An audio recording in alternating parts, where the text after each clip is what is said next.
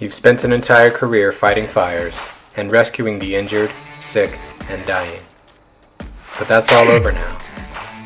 What do you do when the sirens stop, you've hung up your gear, and you walk out of the firehouse for the last time? What do you do with your life when the smoke clears?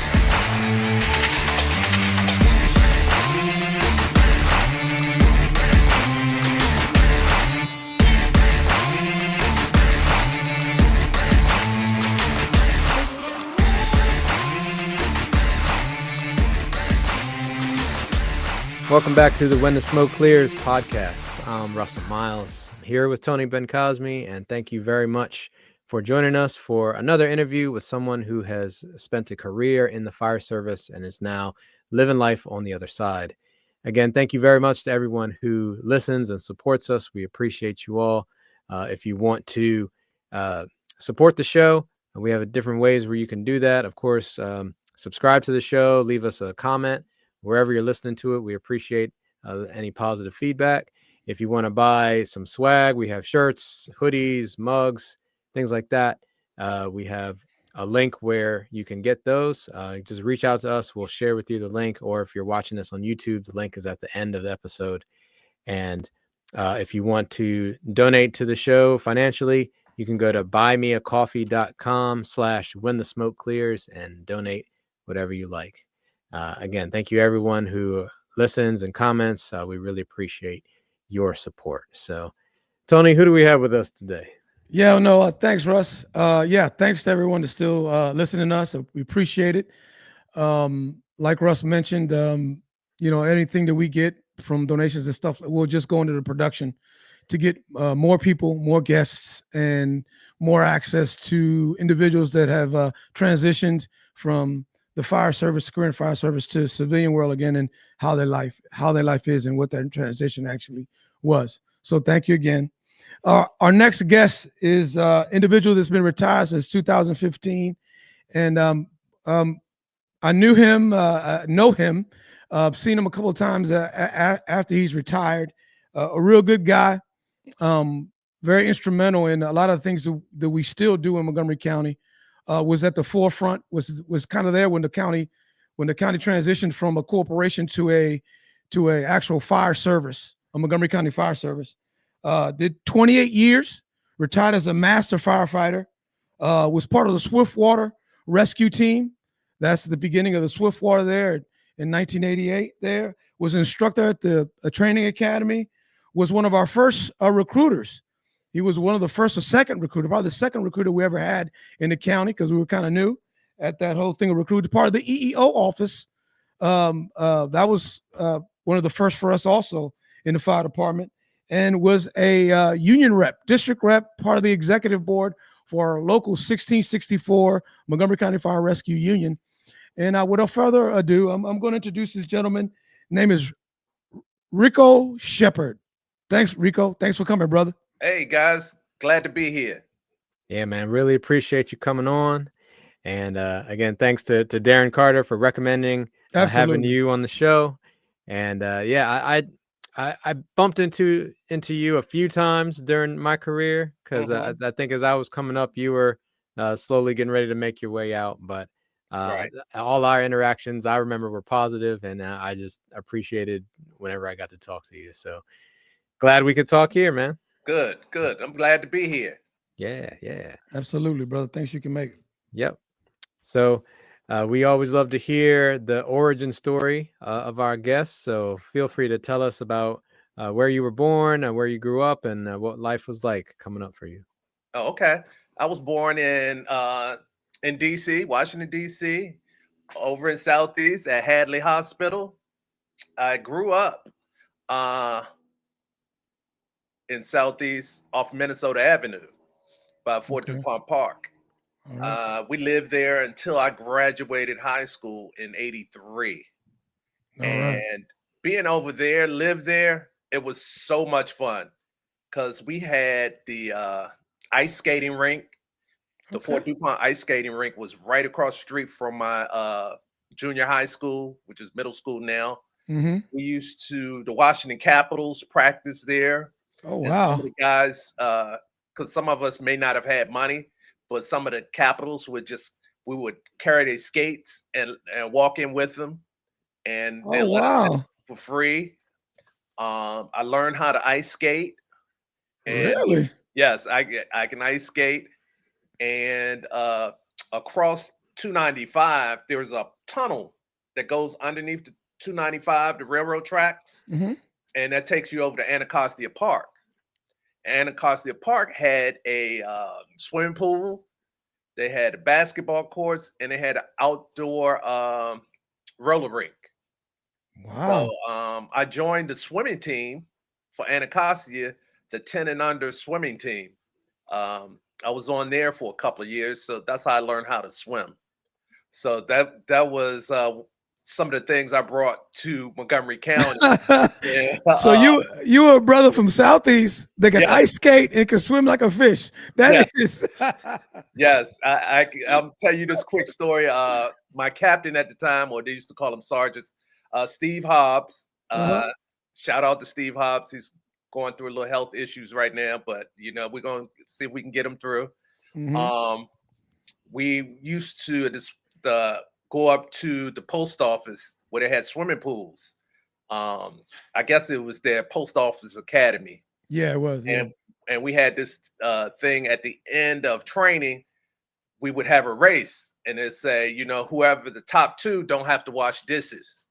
And I stood up there, and Hobbs said, "Rookie, don't worry about it. Just go ahead, just let them." I was like, "No, let me get in it." So I got in. We went to one side of the pool, and I did a flip turn and start coming back. And when I got out the pool, he said, "Well, Rookie, obviously we didn't talk too much because I don't know a whole lot about you." So that was pretty funny Yeah. because I was on the swim team in high school as well. Okay. Nice. Yeah, man, that is a rarity, I will say. Like, Oh Yes, no, to get people that can ice skate and swim, yes, and I guess from this area, you don't see too many African Americans. Maybe now you can, or right. you didn't see that. No, Not from the city.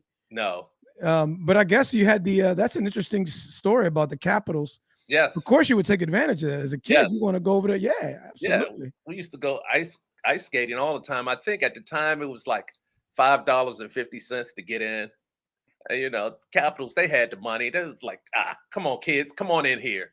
Oh, they were nice. Yeah, they were Yeah, nice. they were real nice. Yeah. and was it a lot of kids that took advantage of that? No, like it'd be like a group of 4 or 5 of us Okay. will go in at a time.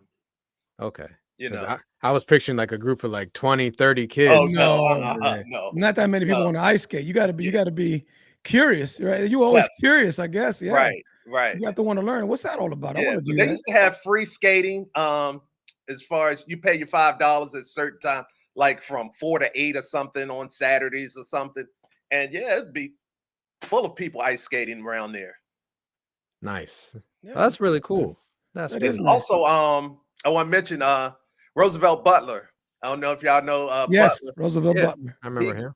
I've known him since I was 4 years old. He lived around the corner from me. I Okay. mean, like within a minute, I could walk and knock on his door. So I brought him in the department, and I think that's one of the greatest achievements I have done was to bring him in because he came in kicking and screaming, and You want to come? he didn't want to come, but he came in and he got to love it. And now I think one of his sons is in a neighboring department as well. Yeah, Roosevelt was a good dude, man. Yeah, Yes, I remember Roosevelt. Yeah, he Super in was. shape. Yeah, no, he was about his business, man. yes, oh yeah, straightforward about his business. Straightforward, buddy. No, you knew exactly what Roosevelt was thinking. Right, exactly. And he's Not a lot of always mess been like around. that. Yeah. Always been like that. Nice. What high school did you go to? I went to I graduated from Coolidge. I went to Coolidge. yes. I went to Anacostia for a day. And then I came back. I said, Mom, I don't think this is the place for me if you don't want to see me in jail.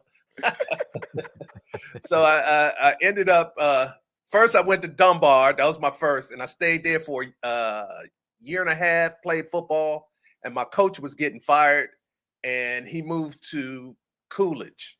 So I transferred like right after Easter in my 11th grade to Coolidge.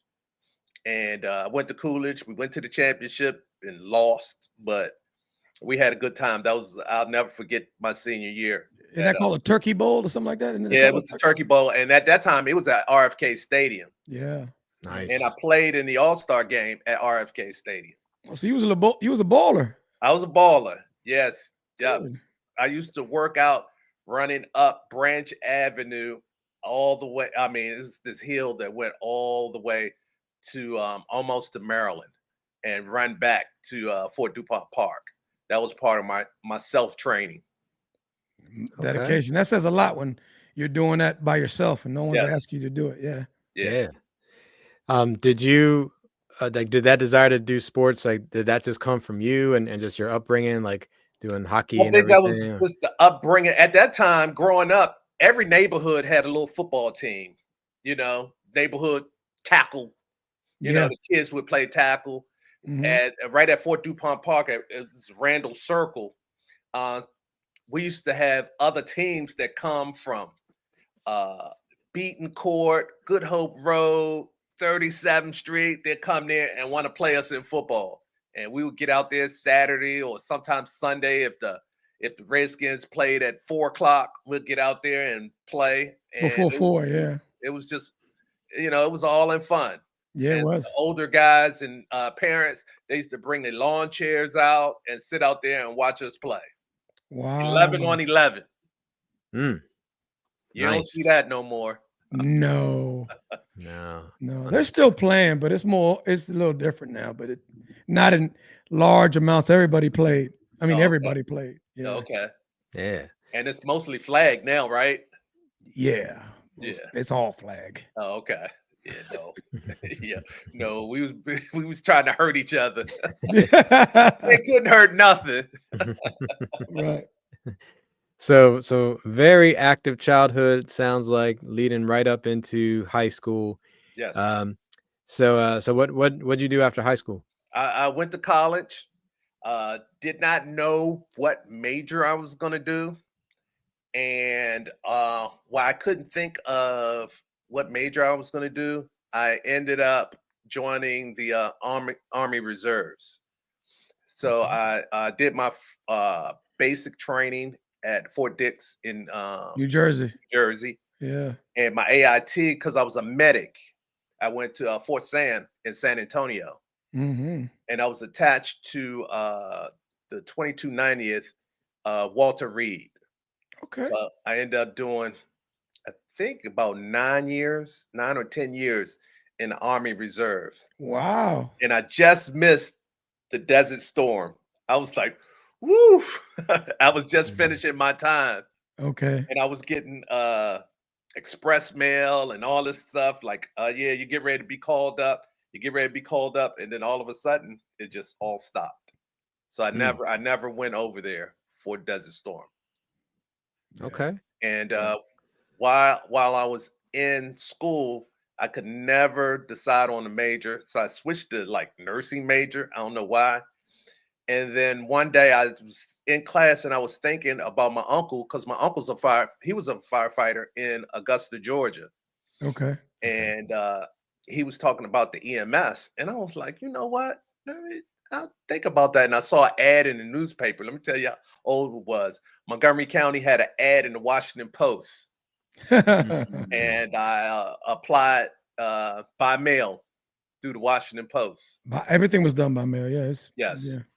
So ended up, I thought I was going to be a medic because I had all the medical training and took the classes. But once I took Fire One, I was hooked. I was like, yeah, no, firefighter. Okay. So you would have been a good medic, man. You should have done. Yeah, I passed EMT with no problem. Yeah. But I was hooked. I was like, yeah, I like this. Okay. Good. So did you volunteer first, or did you just get hired straight away? I just got hired. Okay. Yes. Gotcha. I applied in 87. I think at first I went to a couple of firehouses and they told me I had to wait to hear back from the application I had put in. And then they told me once I heard back from Montgomery County, they said they would have a class coming up in February, and that was like in November or December. So I was on hold until then. Okay. And then I just, passed everything, the background and all of that stuff. And it was funny, the background investigator, I can't think of, he just passed away too. We had just moved to Maryland, and I told them, most of my background was over in Southeast. And he's like, yeah, we'll just talk to the neighbors around here. He's like, okay. I was like, a lot of the neighbors don't know me that well. And it's like, well, that's fine. We'll see. And the neighbor immediate to the left of us, he gave just a good review of me and how I was respectful and how I help him bring groceries in and all that. And I think that's what sold him. Good. That's good. That's yeah. Good. Very good. Very good. All right. So you're going through the academy, and like you said, you took fire 1, and now you got the bug. You get some fire, a little bit of fire training, and you like it. Yes. EMT, no problem. Right. And you graduate. So where were you assigned coming out the academy? I was assigned to Cabin John, Station 10. That worked out good, man, for you. Right? The best place ever for me. Well, that's just for a little bit of context. Cabin John, Glen Echo, those are our river state next to the river. That's our swift water stations. So that's where the team is located. It happens to be, since Rico's an avid swimmer, that kind of worked out for him without even trying. Yes. Even though you don't do much swimming in that kind of water. No, that's not swimming much there. No, you're just floating. Yeah. Also, we talked about the class I was in was the first all-county recruit class. Recruit class 1, Montgomery County.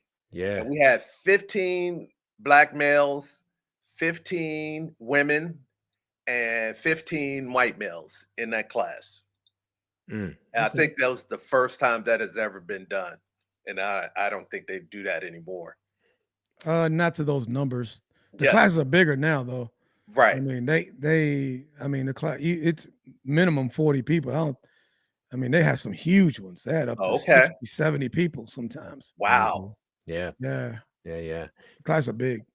How long is the academy now? It's like 4 months, right? Oh. No, longer than that. Yeah, it's 5 months now. It's 20+ weeks. Yeah.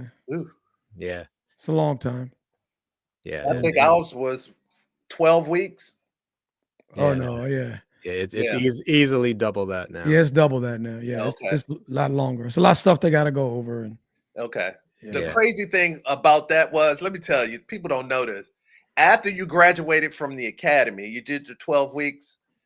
You didn't go to your station. You went to a regional holding station on day work.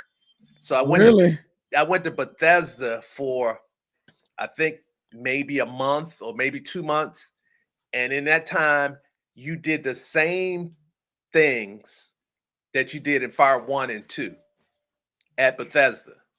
Same training.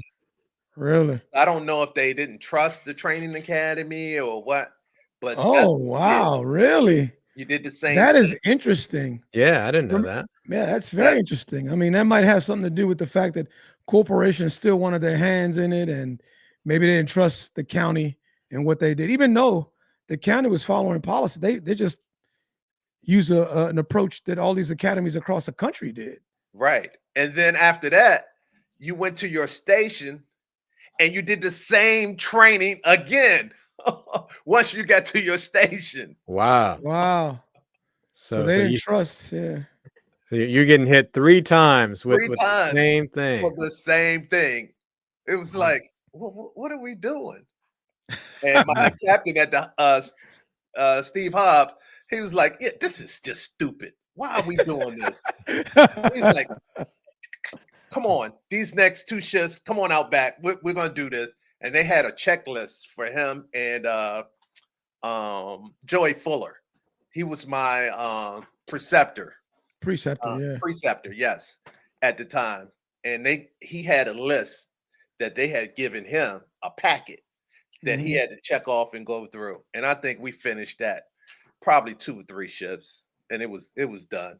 But yeah, that was the best place for me. I needed an officer like that. He was laid back. He was a good training person, and he was willing to listen to what I had to say and where I came from.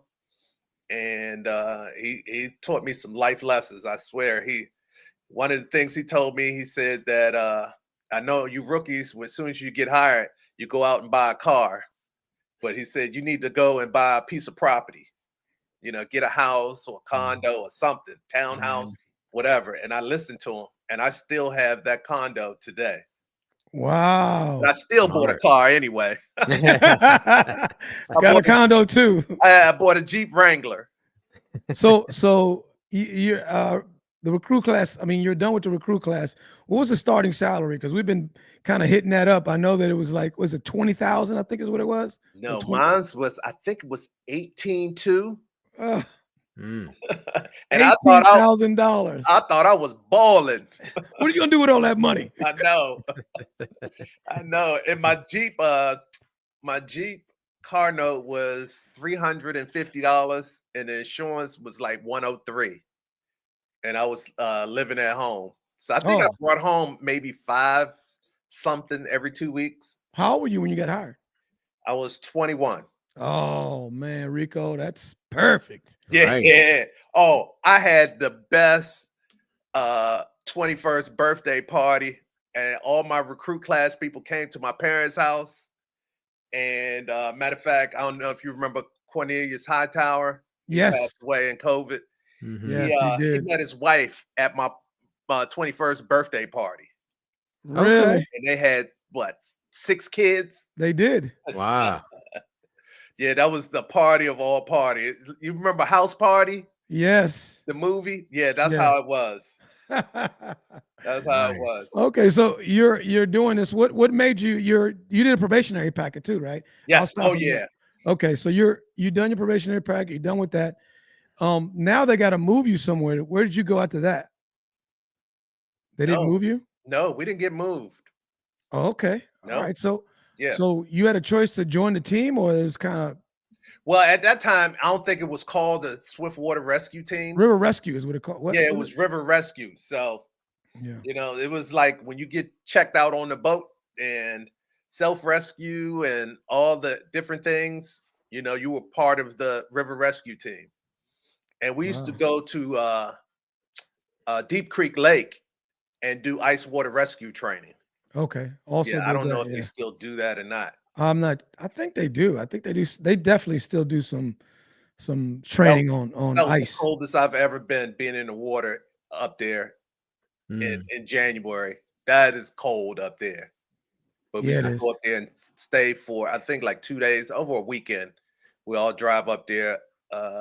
Station 10 and Glen Echo, Captain John Glen Echo will go up there and do training. And good training, though, I heard. Yes, very good training.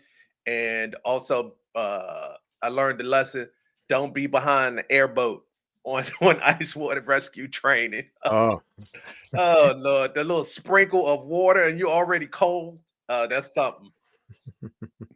Did they have dry suits back then, or yes. no? Oh yeah. Yeah, we had the dry suits. Yeah, you can't get in the water like that. You get hypothermia. Oh yeah. Yeah. And down there now they have, when we used to do body recoveries, I know now they have some kind of mask and different things that they put on. At that time, we used to get Vicks. Okay. And put it underneath your nose when you do body recoveries. That was all you got.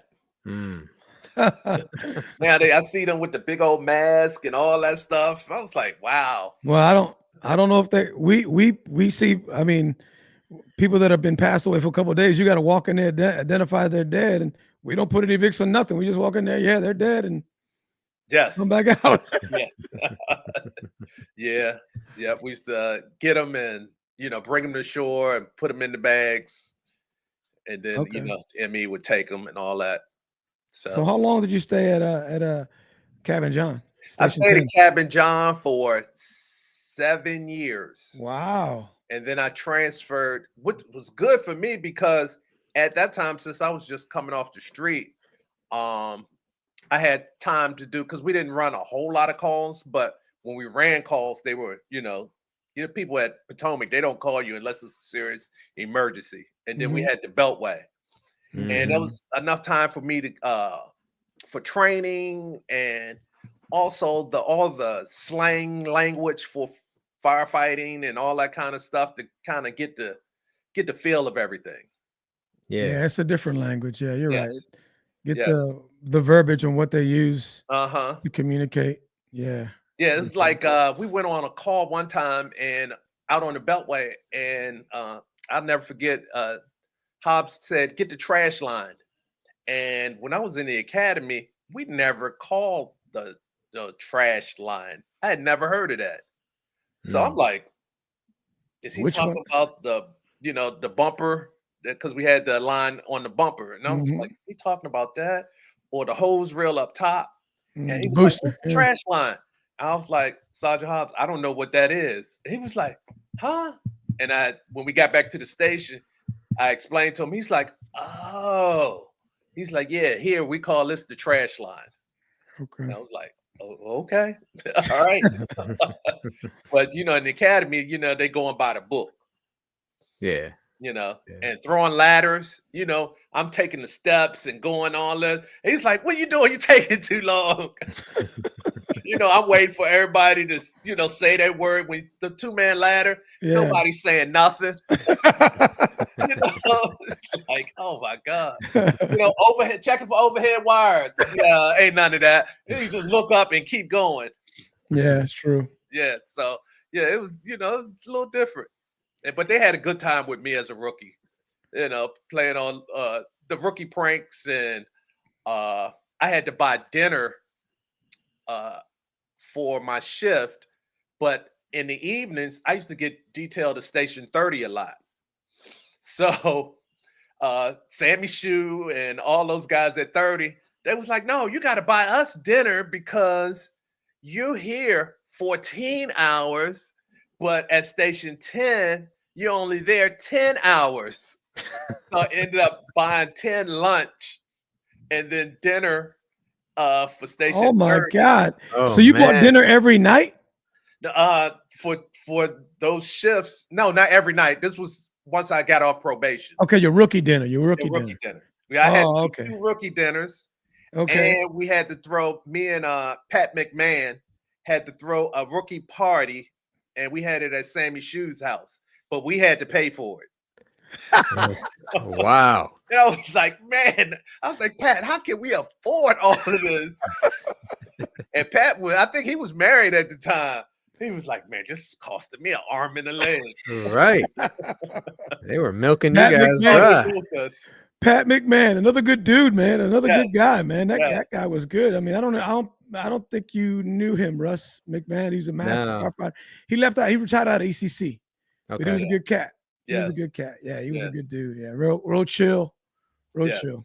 Okay. Also, Station 30 had a dessert wheel. What's that? That's if you come up there on overtime, you had to buy dessert. Yeah. And they had a wheel, and you had to pluck the arrow and then spin around and pour into what dessert you had to buy. Oh, all right. People don't even buy dessert sometimes. When I work overtime now, I buy dinner for the whole shift. Oh, okay. Yeah. Well, because we got guys working so much overtime that they don't even do that much anymore. I mean, it's rare. Yeah. I mean, right, Maz? I mean, they used to be the calling card. If you worked overtime, you bought dessert. Okay. And now I still buy dinner for the shift if I work overtime. Okay. But not everybody does it.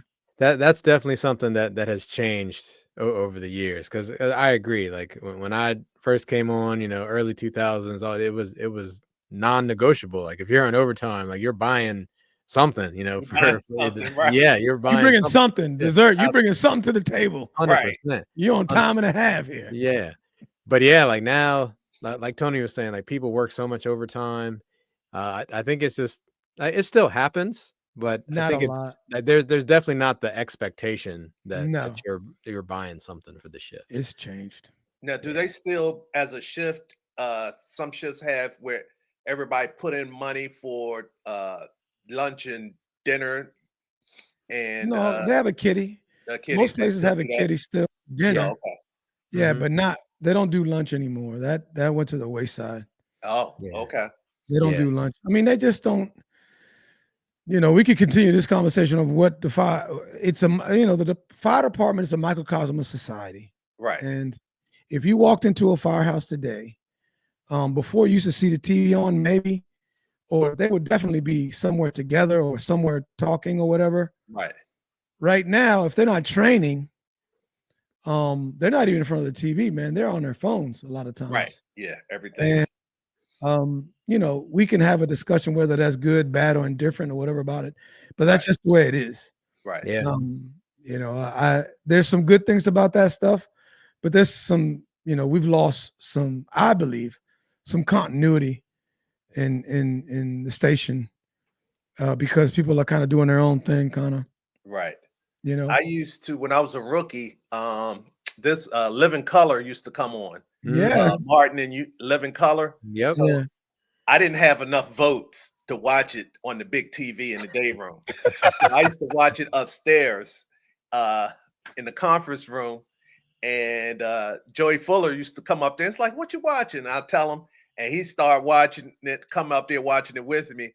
And then finally, more people on the shift start coming upstairs. So we got enough votes where we took over the TV to watch Downstairs. In Living Color. Yep. Nice. You had a coup d'etat, take over the Yes. TV. Uh-huh. Yeah, so it was like, oh man, this is funny. And yep, it was Martin and Living Color back to back. Okay, so it's 7 years at Cabin John. Yes. Do you promote out of there, or do you leave just looking for? I left. One of my captains that came, Demopoulos, Greek. He came down, and I was with him, I think, like 2 years down there. And me and Greek we just connected, and we still connected. And he left and went to 25.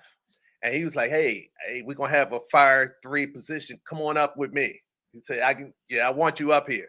So me, whatever Demopoulos said, I'm there. So I went. And did not know that the fire truck followed the medic unit. And that was before they had a second medic unit. And all night long. That's the way they operate now all over the county. Yep. Oh my God. They chase. Everyone chases. Wow. There are no medic units. There's a handful, and they'll probably get rid of those. They're all ambulances, and the paramedic is on the fire truck. Ooh. Yeah. And everybody, you can't go anywhere. There's nowhere to go where you're not chasing or you run a lot of calls. Russ can tell you.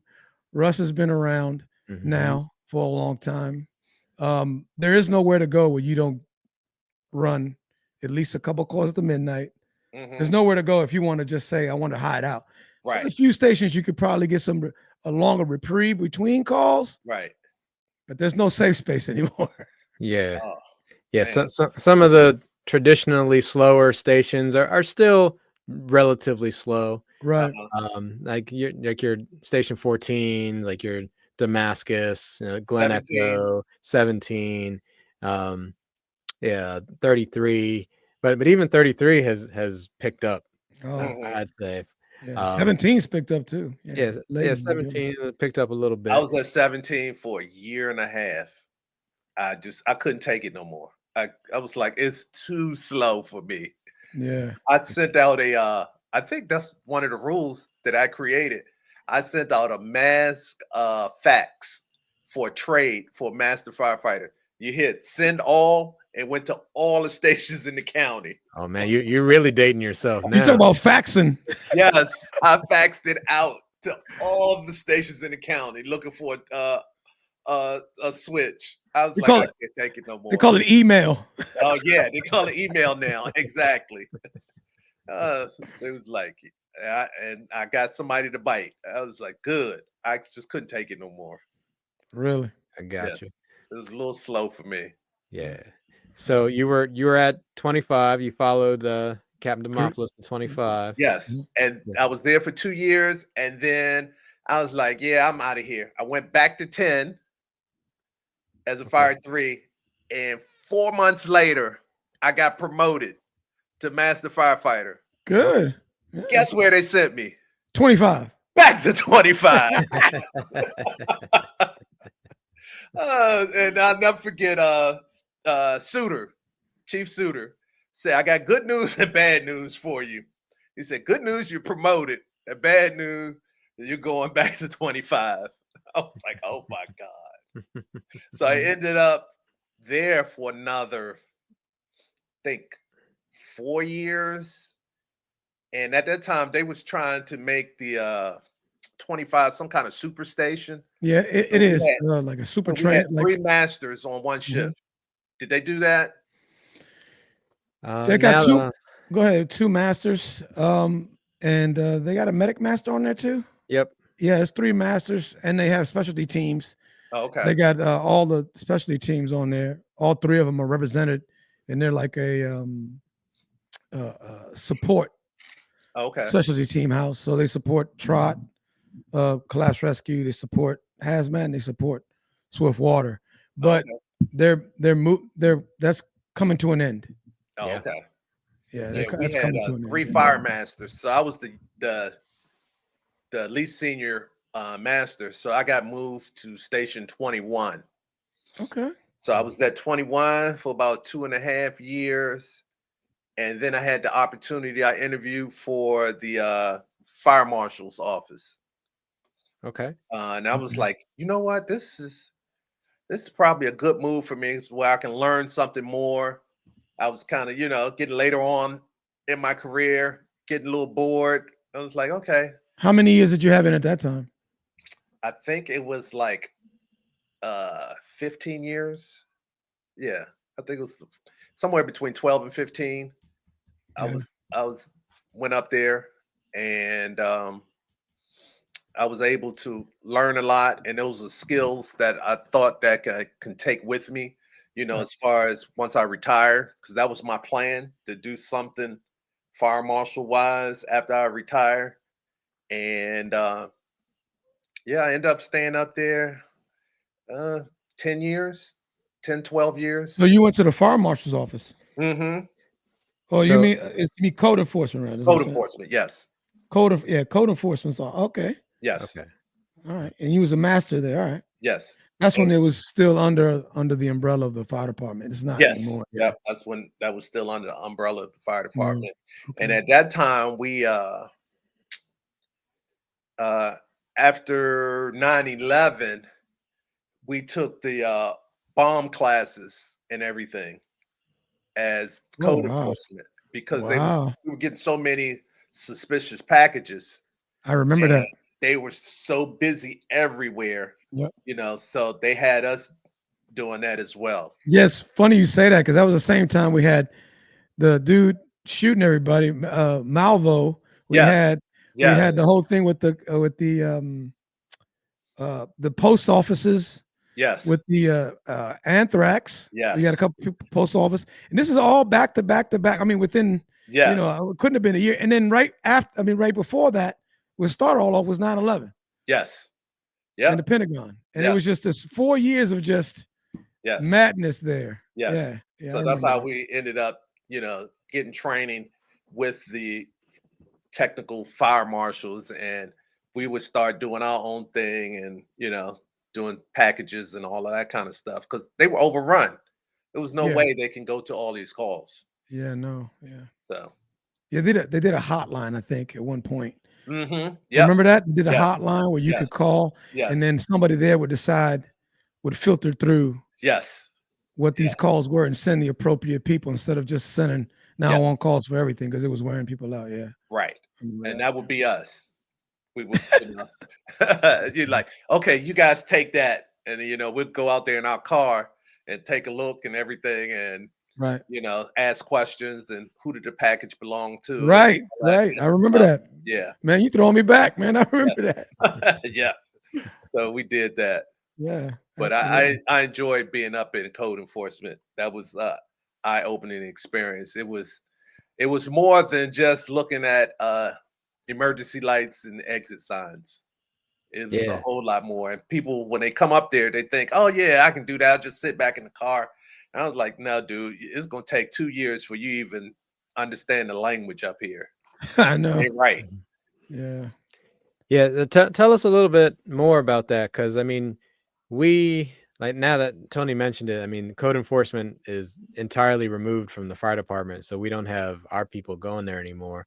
Right. And I think we have some kind of general interactions with them, but Right. especially for newer people in the job, I don't think they really understand too much about code enforcement. So what is the code enforcement role like, and or what did you spend a lot of your time doing? Well, a lot of our time it wasn't even the enforcement part. It was more of the construction part and getting new buildings designed and where they can fit the fire code, and doing inspections. I think a lot of times now they're doing third party inspectors. So the third party, the company, this is crazy. The company hired their own inspectors, and Now they do that. yes, and the inspectors sign off on the people that's paying their salary. Yeah. No conflict there at all. No conflict at all. No, not No at conflict all. at all.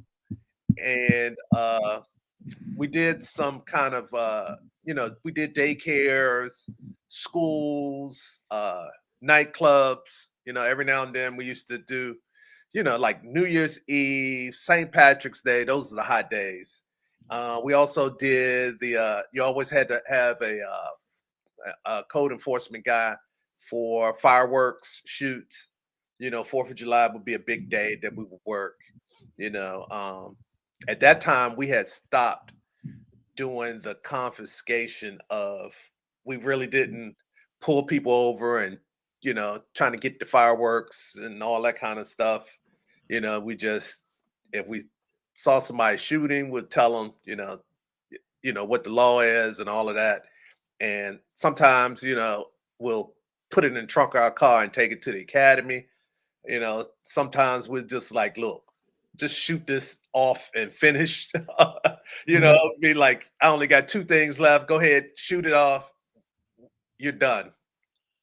Things like that. But yeah, they can't bring. So you still can't bring fireworks into Montgomery County, technically. Right. At one time, they had the investigators sitting at the county line. I remember that. Yes, watching people buy fireworks and bring it in the county, and they pull them over and all of that. They don't do anything like that anymore. No, they don't do that no more. So what made you? When were you an instructor at the PSTA? When I first started doing EEO, Chief Boozer, I was what they called at that time an EEO counselor, because we was having some conflicts within the stations. Black, white, male, female, age, all that kind of stuff. We was having some issues, and we came up with a program where they had EEO counselors, and anybody could be a counselor. Oh, okay. Anybody could be a counselor, and you just had to submit your name and all that. And we end up having about 25 people, black, white, female, all that were counselors, and the counselors would do a report and send it back to Chief Boozer. And if he thought he needed to get involved, as far as investigation or anything, we took it to the next level.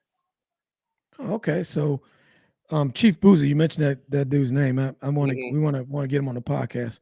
He's historical. Some of the things he did for Montgomery County Fire Rescue. Yes. Yeah, he's a big time dude. Yeah, but I don't want it to get away from you.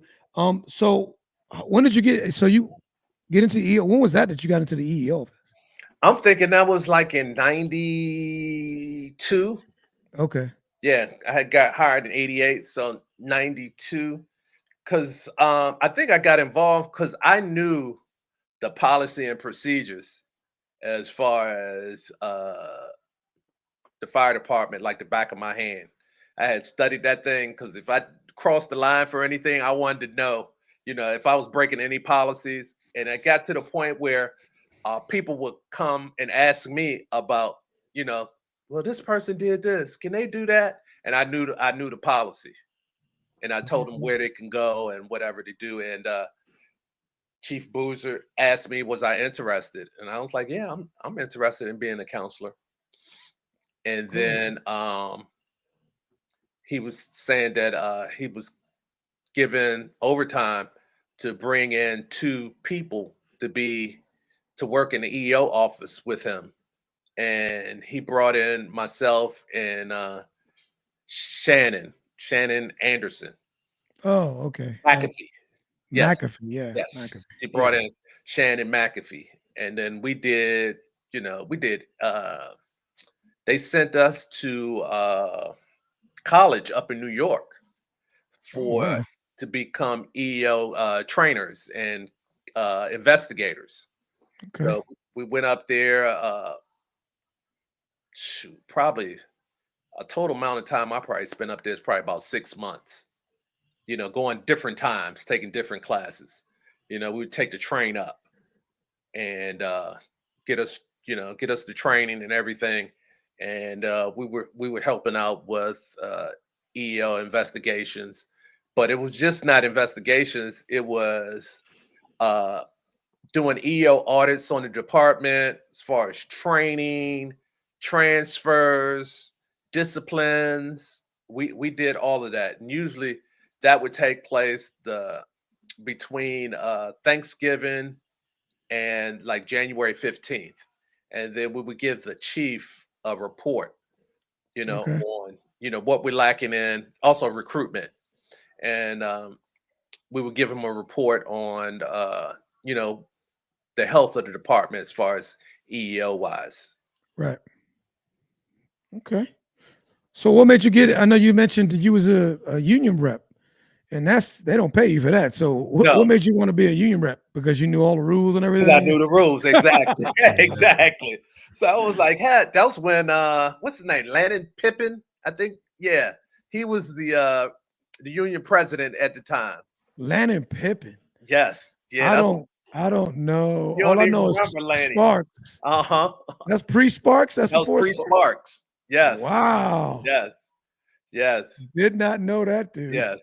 So I ran for it and I was surprised that I got voted. And I did that. It was okay. It was hard convincing people to come to union meetings. I'm sure that's still the same is. way. Still is. Yeah, it still is. So I got a chance to see what's the inside workings, what they were doing. So from your perspective, why do you think it's so hard to get people to come to union meetings? Oh, yeah. Because everybody get involved in their own lives and don't want to take, an hour or 2 hours out of their time to be involved. I was guilty of that in my career. I can't. Right. No, I can't be critical of other people. I should have been more involved, and that's what I pass on to the younger guys. Right. You just can't get involved when the truck is leaving 12 or when something you think is a slight, all of a sudden you show up at the union meeting. Right. You got to be there you got a life. You got to be there somewhat regularly. Right. I mean, twice a year, 3 times a year, something like that, because your union representation, I think it's very important. The problem is that people don't think they need it till they understand until they need it.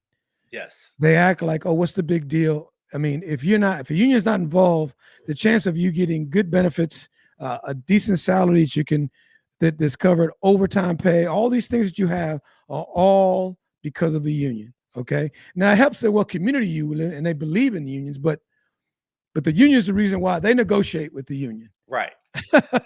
And without the union, I mean, who knows what kind of work conditions, because you would still be here, but it'll be under different working conditions. Right. It was one of the things I was fighting for. I was trying to get my coworkers they wanted to switch to fixed Kellys, and I was dead set against fixed Kellys. I like the rotating Kellys. Well, I got a chance to have a Saturday Kelly or anything, and they wanted to do it by seniority. They did it. Well, Mm-hmm. the seniority was all white male. Right. So, you know, it was like, I was like, wait a minute, that's not right. All these, you know, you're going to switch this and it's only by seniority.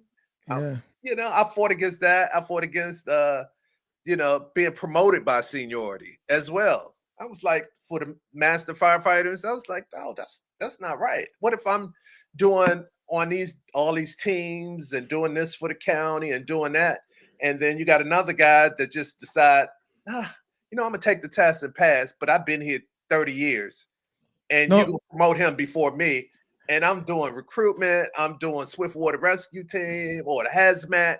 And they changed it now. They do a little bit of all that, right? They seniority's a big one though. Uh-huh. Yeah. Seniority's a big chunk. They had went straight seniority. Yeah. Like, that's not right. But I still couldn't convince my coworkers to come to the meetings to vote. So we lost that battle. But yeah, I mean, I think you both make a great point. Like life gets busy and it's easy to not get involved. But then when something comes up and now it starts to touch you wherever you're at in your career, you're like, oh no, now you want to get involved. And it is, and I guess that's life really in general. In general, like I think we see that in politics, and we see that life everywhere. is life. Yeah, exactly. And when it starts to touch you, then you want to get involved. But, all of a sudden, it's an issue now. Yeah, you okay with it when the bullets weren't hitting you? Right. They hit you like, how come no one cares? It's because Right. you didn't care, bro, about the bullets hitting other people. Right. So you gave them permission not to care when they hit you. Right. Yeah, because you know, you growing up in the department, basically, you get married, you have kids, you know, all this. You got to get them to daycare, and you know, wife got to do this and all this stuff. I ain't got time to come home and do this and then run back out to come to Rockville to go to a meeting and all that. Just let me know in the minutes or something if you read the minutes. Mm-hmm. Yeah. No, speaking of that, there was a union meeting yesterday. Oh, okay. Yeah. Do they do still in person or is it? No, in person. Oh, okay. Yep. In person. All in person. Oh, I thought maybe people still involved. People still involved. There's a lot of guys that have retired that are still involved. We have not a whole bunch, but a little bit. Right. And people still, some retirees pay union dues still because they want to be part of it. Right. You know, because the union still negotiates retiree benefits. Yes, that's true. And I'm not, I'm not a part of it. I've been lifing as we talk, you know. Yeah, they still, and they look out. But, you know, I tell people, you know, when you start to get all these young folks at the union meeting, like real young, like in the boards and everything, the last thing they're thinking about is the retirement people. Right. Now, they can't necessarily change anything that's going on now, but I mean, for future people that retire, you know what I'm saying? Right. Yeah, exactly. Well, that's good. Yeah. So you're in the code enforcement office, and you said you spent about 10 years there, right? Yes. Okay. And jumping ahead a little bit, but I'll backtrack again. Did you retire out of the code enforcement office? Yes, I did. I retired out of the code enforcement office. Okay. So when they was getting to make the transition, they were telling us to go back to the field. Mm-hmm. I was already in the drop, and I was like, "You might as well wait till I drop." You know, right? It's like, okay, well, you only got it's a year. We're going. It was like, okay, you can stay. Really? Yeah. So they said we're not even going to send you out there. Yes. Okay. Gotcha. Yeah, it was myself and Carl Young. Okay. All right. Yes. Okay. So you said you were already in the drop when this is happening. So what made you think about, all right, it's time to start hanging this up. It's time to start looking forward. You know what? To end this career. I was at the time I was 48 years old, and my kids, you know, at the time they're still young. I had kids when I was older, My daughter right now is 22. She get ready to graduate May 10th from Howard University. All right. All right, Congratulations. you. Yeah. And my son is my youngest son is 16, and he runs track at Bowie High School.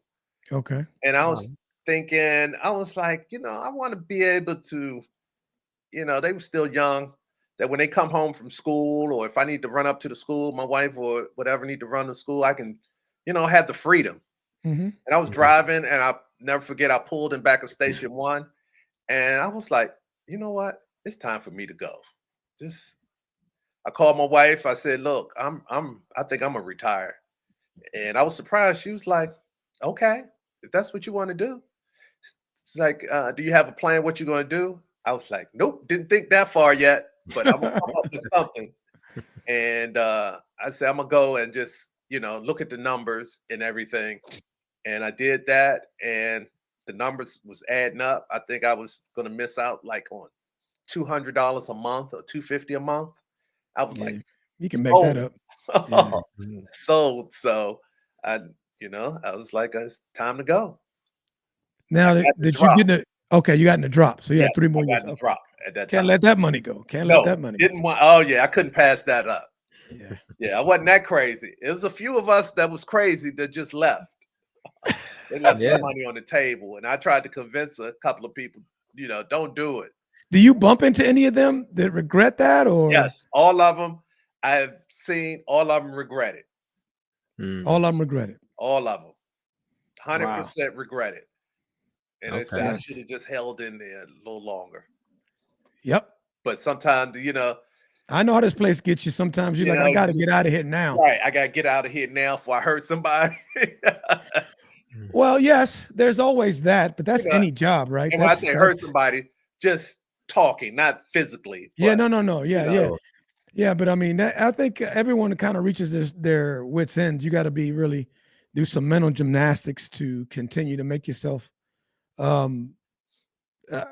be able to get around some of the stuff and still be flexible enough to, because some people you get tired of hearing people say dumb stuff or whatever it is. And then sometimes you're just mentally fatigued. Right. This place at the speed that we're going at, decisions making, everything else, you get fatigued. You get mentally fatigued, physically fatigued too, but you get mentally fatigued and you're like, I don't know if I can do this another day. Right. And that's how people leave, man. I've talked to a bunch of them, and and not that they hated it. They just get tired of it. They just can't do it no more. Right. I had my run-ins with the fire chief over the all-white recruit classes. I called him to the carpet on that. Which one, Lore? No. What's the one that went to South Carolina? Carr? Carr. Yes, Carr, Chief Carr. I'm gonna tell you a story. Chief Carr had this thing where he said he had a colorblind way of selecting candidates. They still do that for recruit classes. And I had a meeting. I said, Chief, if you have colorblind, he had a stack of packets over there for me to look at. And he said, it's no names or anything on there, but he had addresses. And I said, Chief, I'm going to pick 10 out of here. And I think I can do 10 out of 10 and divide them up as far as the white male, black male. So I go through it and look. So I got 8 out of 10 correct. And he said, well, maybe it's not as colorblind as I thought. Because the addresses, if you see Oxon Hill, what you think that might be? Black. Yeah, you see somewhere in Pennsylvania or West Virginia, what you think that might be? Mm-hmm. Right. So, that was one of the ways I had to show him that, the way you're doing it is not colorblind. And that was one thing I did do. He put me on the selection committee. So I was able to help with the selection, because sometimes I don't understand people. They want to pick, a person that's been a volunteer that has Fire One over a person that works at McDonald's and They're there. They've been there 3 years, never been late, hard worker.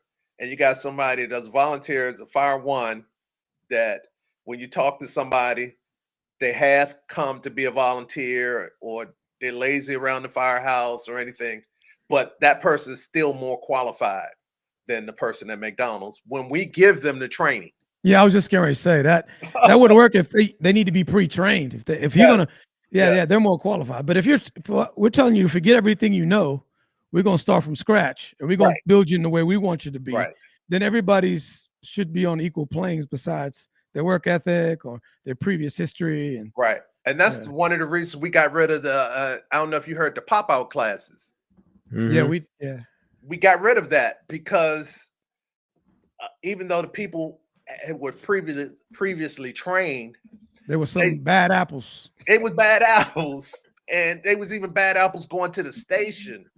And they were getting the station and wouldn't want to do it because they thought they were volunteering still. It was a mess. Right, it was a mess, and they got rid of it. They was like, nope, we're gonna bring them in, and some of them had forgotten what they had learned anyway. And you know, in Fire 1 and Fire 2, right? They weren't very good. They had bad habits. Yes, they did. That's why they put them through all the academy. There's no pop. Yeah, and that came from that groundswell came from the officers at the stations. Exactly. It wasn't like something that somebody said, okay, you will do this. No. Right. The officers at the station was like, we can't do this. They don't know anything. We got to start from scratch. Got to start from scratch. This guy can barely pull a line. Right. Exactly. Yeah. So even though they was at the academy, I think it was 2 weeks or 3 weeks or something. And then they went to the station and they're like, no, he should have been still at the academy. No, we can't do this. This is wasting our time here in the field. Right. You're going to get somebody hurt. So they scrubbed that program.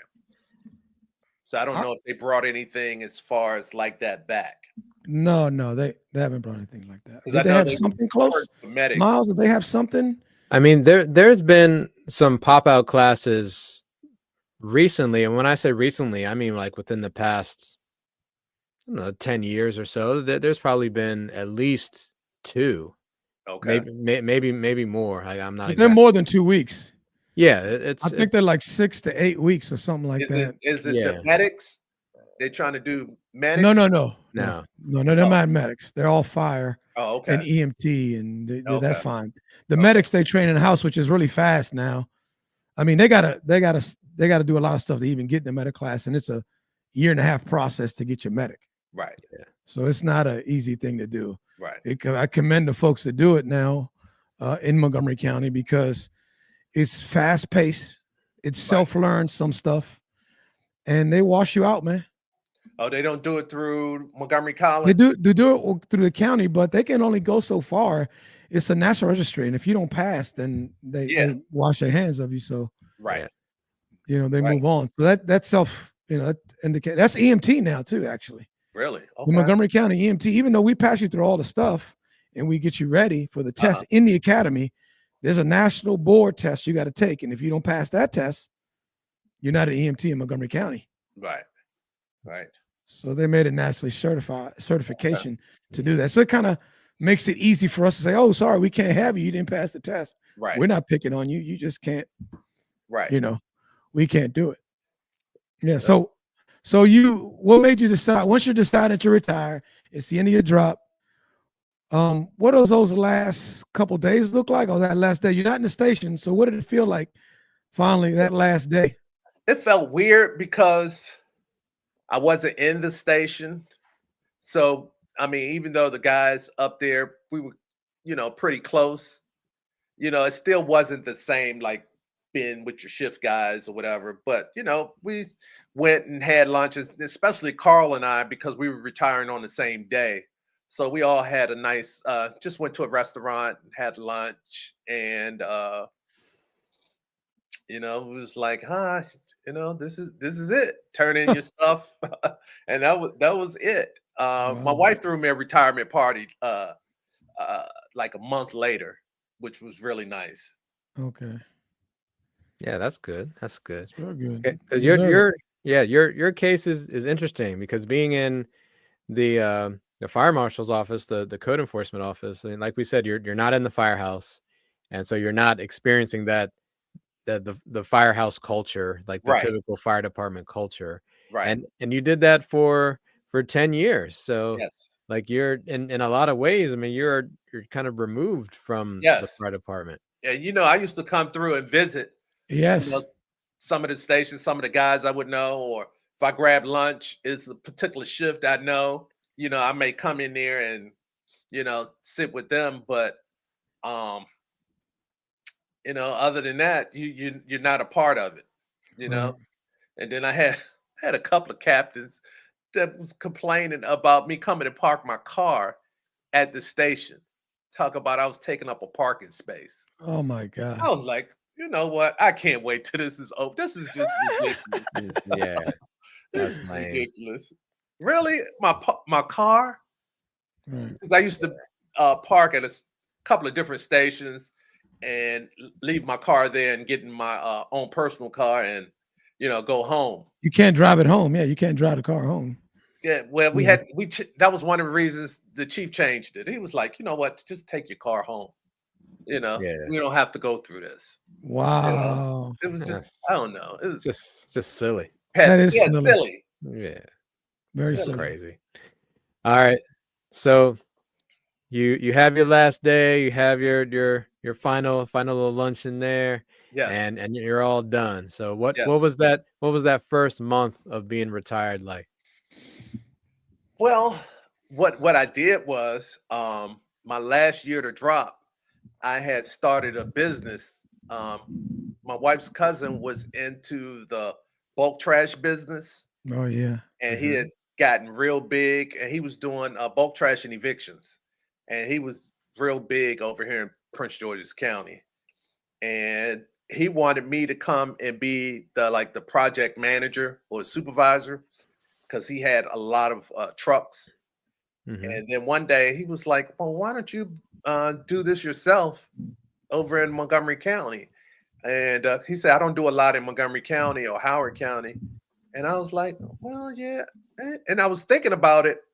I inspected a lot of apartment complexes, and I knew a lot of the managers, and I would write them up on different code violations that they had for bulk trash or whatever. Right. And one day, one of the managers said, I wish I had a reliable company to do this. And I was like, you know what? I'm thinking about getting into this business. And I bought a truck while I was still working, and I had one contract, so I was going out once a week by myself, going to her apartment complex and picking up her stuff. And at the time, I would do her evictions as well because my son at the time, my oldest son wasn't working. And Right. I got a few of his friends, and we started with that one contract. And I had tried applying for different. I was a finalist for that fire marshal's position with Metro. Okay. Me and another guy, and went to 2 interviews, and I didn't get it. And I was like, oh my God, I wanted it because it started out at about 120,000. Wow. Yes, Wow. starting. And I was a finalist for that, and I didn't get it. And then a couple of other places, they were saying, I hate this. You are overqualified. Yeah. I was like, overqualified? How's that a thing? Yeah. Right, exactly. You're too good for this place. Right, Yeah. right.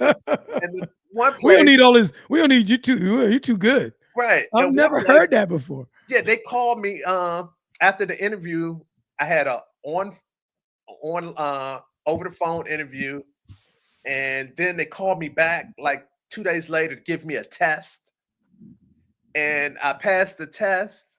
And then a week later, a lady called me from there, and she's like, well, we were trying to go through our decision, and we were just wondering, why do you want this position?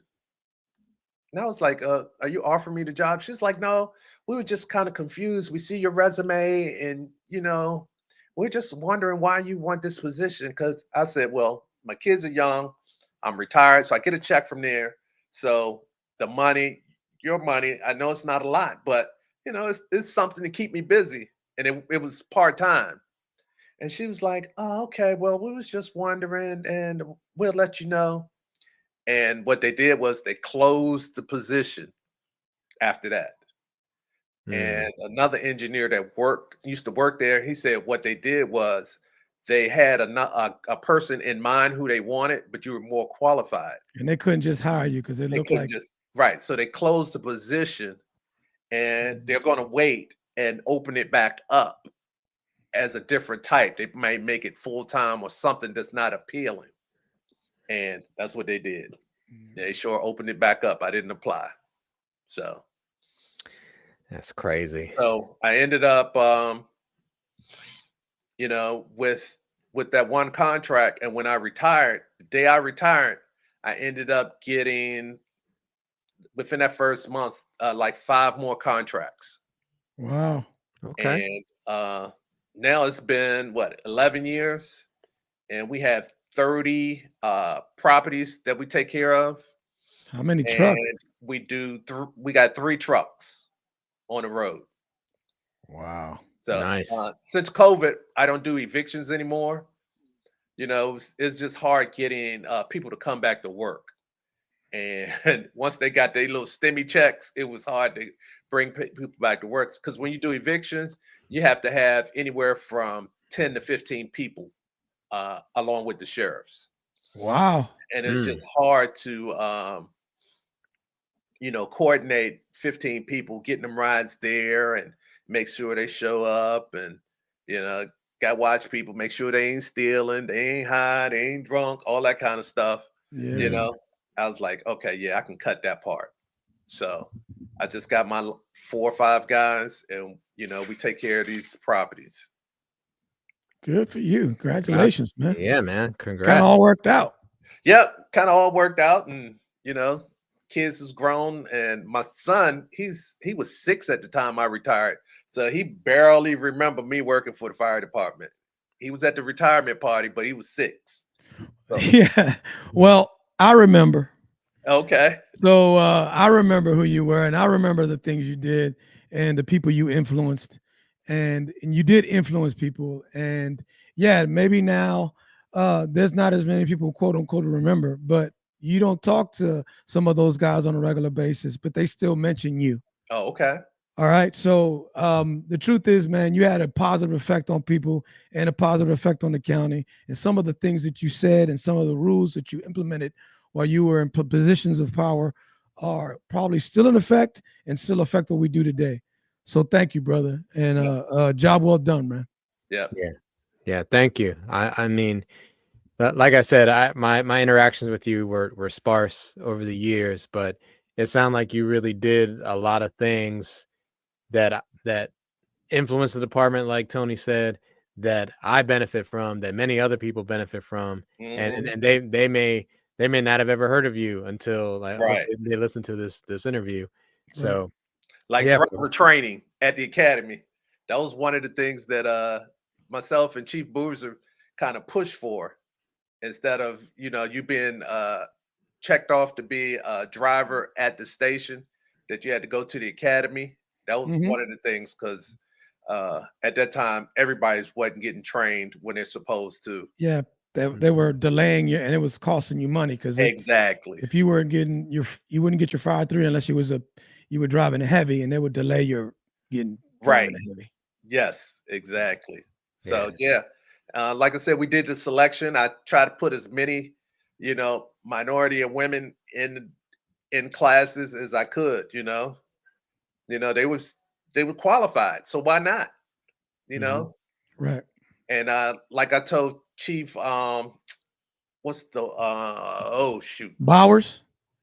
yes, Chief Bowers. I told him, I questioned him. I was like, look, we got all these people. How are we ending up with 15 relatives in one class? This is not, this is not by accident, or they scored the highest on all the scores. That's impossible. We got 1,500 people, and you telling me out of your class of 40 people, 15 of them are relatives of firefighters? No. Yeah. Oh, you got to tell me something different. And Rich, Richie, he's like, yeah, Rico, I know.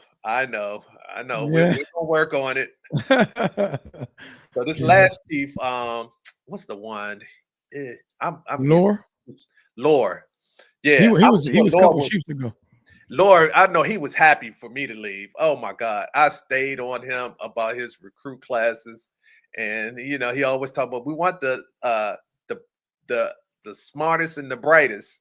And I told Chief Laura, I said, we talk about skin color or we talk about being smart? And he turned so red. He turned red. And he's like, yeah, we're gonna put our best foot forward. We're gonna do this. I was like, Right. okay. Yeah, we're eyes are on you. I see. Yeah. I And hear you, that's what every organization needs people who are going to speak truth to power, Yes. whether they want to hear it or not. Right. And I think that's one of the reasons I stayed at a Master Firefighter, because I saw that I didn't want to owe anybody anything as far as being a lieutenant or captain. You know, I had to fall in line with that. I can kind of, you know, push things the way that I think that things will be fair. And sometimes when you're in a higher rank and you're in administrative positions, you know, you can't do that because you may not get promoted to the next rank. Right. Mm-hmm. Yeah. And that's reality, man. That's true. And that's for everything in life. Yep. Yeah. I wanted to come back to Tony because before we started recording, you said you had a Rico story. It wasn't a big story. No, it's I was in recruit class, and Rico does a EEO presentation. Yes. And I was in recruit class 7, and Rico's already been in for a while, and he comes in, and Rico's probably been in, I guess, not that long. I mean, he got hired in '88. I was in '92, so he only been in like a few years, not that many years more than me. But he comes in, and we're shooting it. And I'm cracking jokes like I was doing, you know, joning on people. I mean, I didn't know anybody. That's personality type at the time. He said, "You pulled me aside and said, keep that energy, and keep that smile, and keep joking like that because you're gonna need it going forward." Oh, I know I was right about that one. Yeah. He was like, keep what you're doing now. Just stay motivated like that. I said, all right. Yeah, I didn't think much of it, but 30 years down the road, I see exactly what you're talking about. Right. And think about Tony when I first met him, and I was like, man, you know, I knew that I was like, man, he could be a recruiter as well. And I was like, and I couldn't think of your name at the time. And I was like, what's the kid? He sounded like DMX. And it was like, who? You talking about Tony Big Cosby? I said, yeah, call him. I think he'll make a great recruiter. I think I told Oscar that. And he was laughing. He was laughing. He said, it sounded like DMX. He was like, really? I was like, let's go listen to DMX. You past, if anybody say anything about you, there's something wrong with them. Something wrong with them because I think you part of the 3 F's. I always believe in: friendly, fair, but firm. Yes. You know, and that's all you can ask for. That's it. Yep. I had some good mentors along the way, so I'm very fortunate. So it wasn't something I just came up with.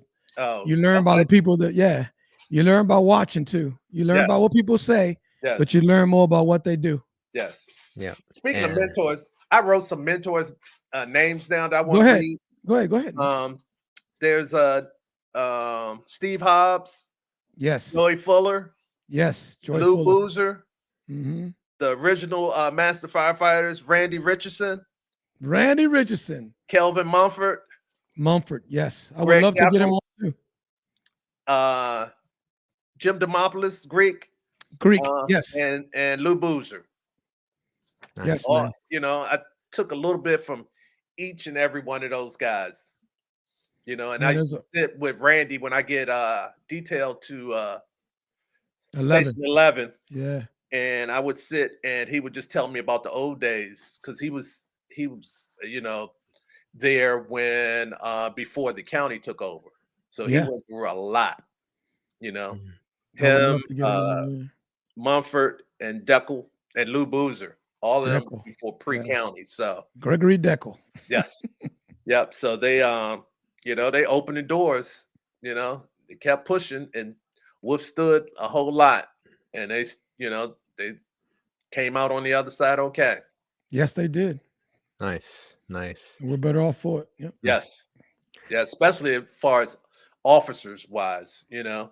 Yeah. You know, it was a time when they didn't think that that you couldn't pass the test to be promoted.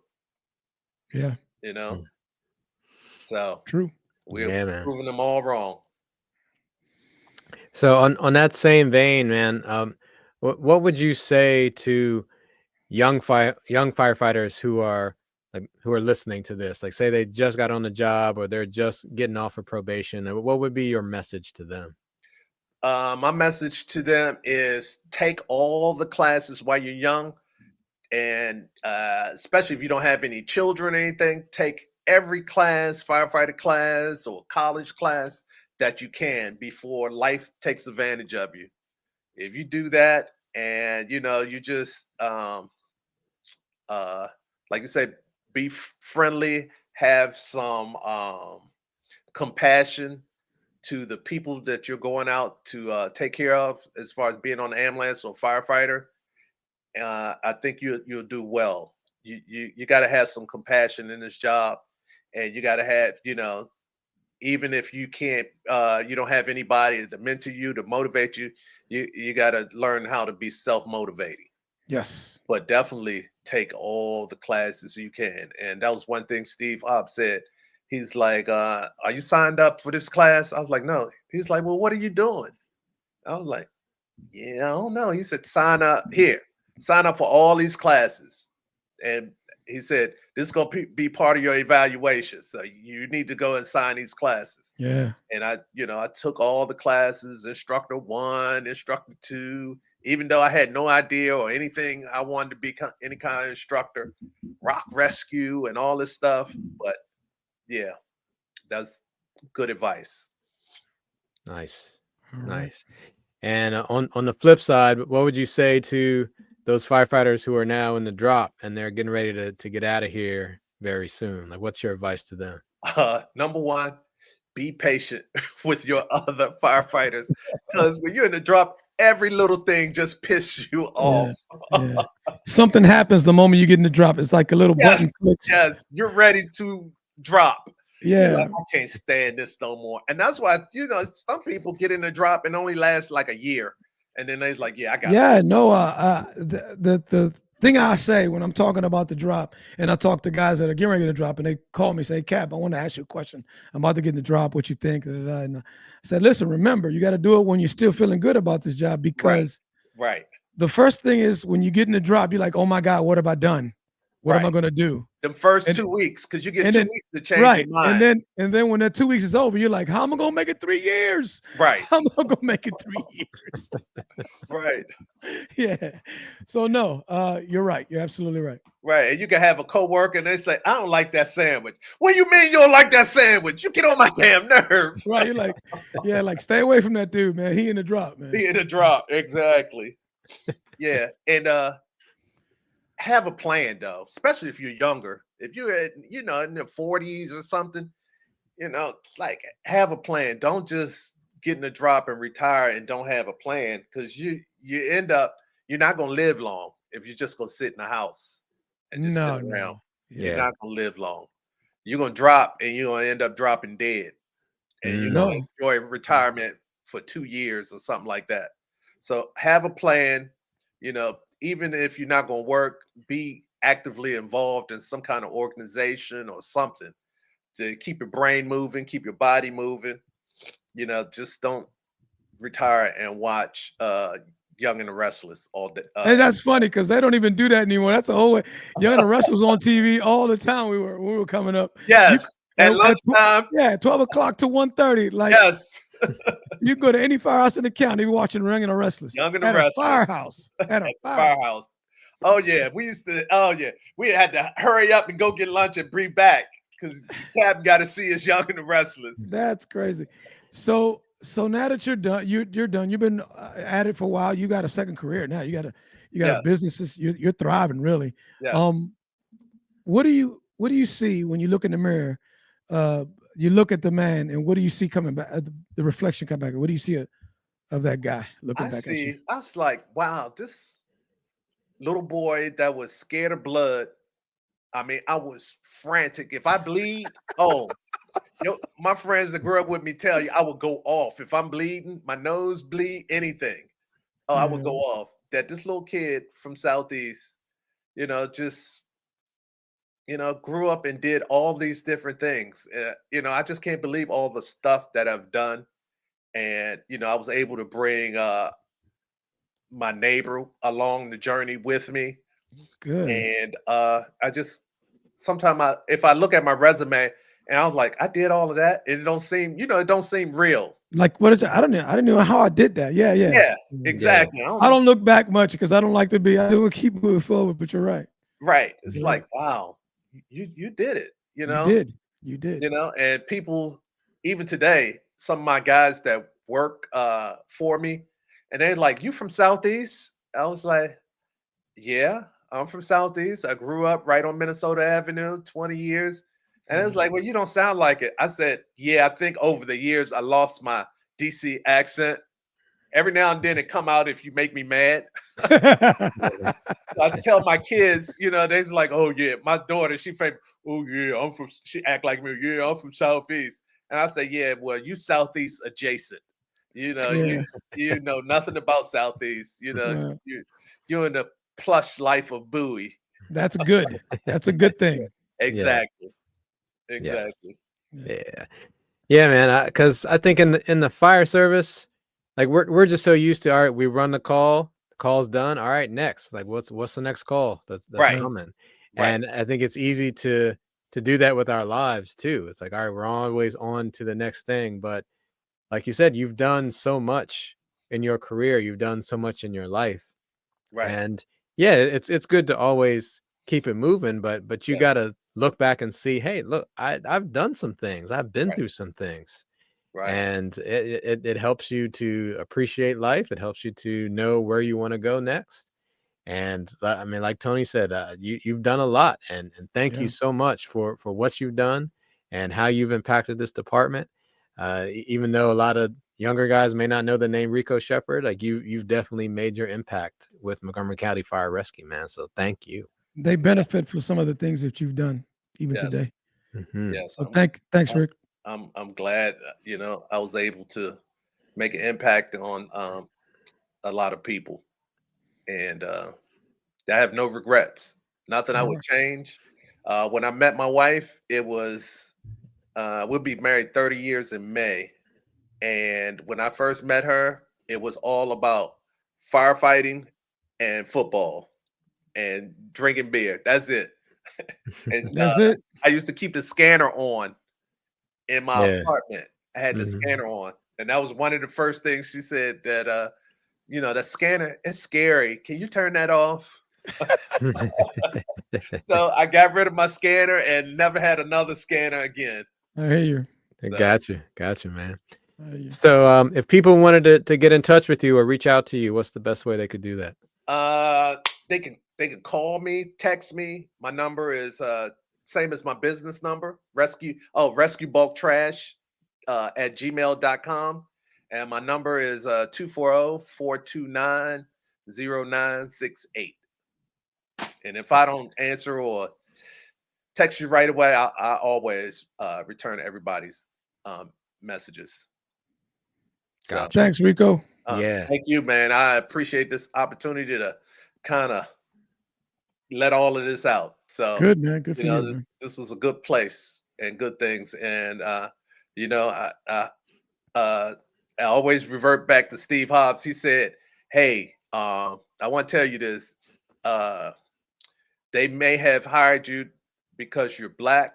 He said, but that's their fault. And he said, it's your fault when you leave here that people still believe that you were hired because you were black.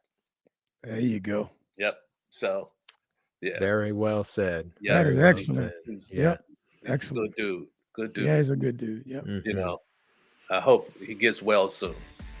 Yes. Well, again, Rico Shepherd, thank you so very much for joining us, man. We appreciate you, and thanks for talking with us. Thanks, Rico. Like the my next. son Take do. care. How my son do? Yeah, there you go.